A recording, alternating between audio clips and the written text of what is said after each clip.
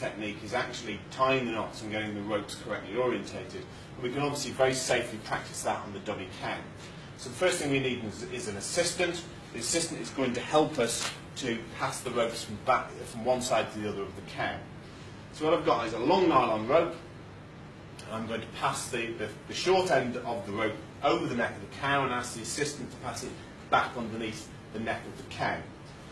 Now the first thing we need to do is tie a non-slip loop around the cow's neck, and the best knot for that is the bowline.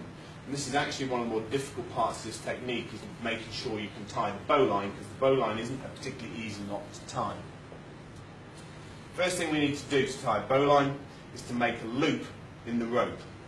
So what I've done is made a loop here, and if you notice, the long end of the rope is actually lying underneath, and that's quite important. So I've got the free end. The free end is going to come up through the loop.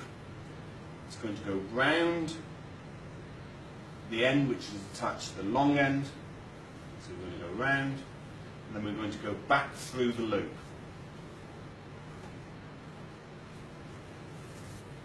And that will tie a bowline. That's the classic way you'll see a bowline demonstrated, and that's what it will look like. Actually here it's going to turn upside down and lie across the cow. So now we have a non-slip loop around the neck of the cow, which can't tighten and therefore can't strangle her. What I'm now going to do is ask my assistant to come and stand on the opposite side of the cow to me at about the level of the forelimb. I'm going to pass all the rope over the top of the cow to the assistant, and I'm going to ask the assistant to pass the rope back underneath the cow just behind the forelimbs. What we're now trying to do is create a loop around the cow. So what I could do is just take this free end out and then pass it up, but actually, if we're careful, we can do that in one motion where the free end of the rope comes up through the loop we've just created. What that actually achieves is putting a loop around the cow just behind the forelimbs. Now I'm going to ask my assistant to move down the cow and stand opposite me just in front of the hind limbs, about the pelvic region, and we're going to do exactly the same again. So I'm going to pass the long end of the rope over the cow to the assistant and ask her to pass that back underneath. Now notice how we've got our, we're not turned around that way, so we haven't got our heads facing toward the hind limbs. We're actually doing this by facing forwards, which is slightly safer. And again, I'm going to take the long end of the rope through the loop we've just created, and that's going to create a second loop around the cow in front of the hind limbs. There's a few things we need to check. Firstly, the rope is positioned in front of the udder. We're going to put tension on this rope. We don't want to damage the udder. Secondly, you'll notice the sort of height I've got these ropes set at, because this will actually just slide down the cow if we want it to.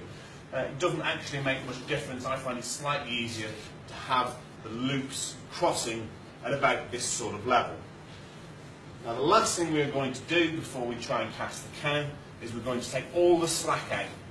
So we're going to tighten those loops. First we're going to tighten the loop round just behind the forelimbs, and then we're going to take that slack, and again we're going to tighten the rope just in front of the hind limbs. We've mentioned how this is in front of the udder. We'll check that again. It doesn't actually matter where the loop lies across the top of the cow.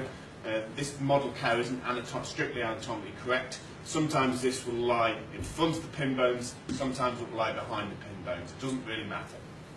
So now, in order to cast the cow, all we need to do is to pull on this free end from the left-hand side. But that's demonstrated how we can apply the ropes to cast the cow by Ruth's method to the dummy cow, and we'll talk about it in slightly more detail when we move to use the live animal.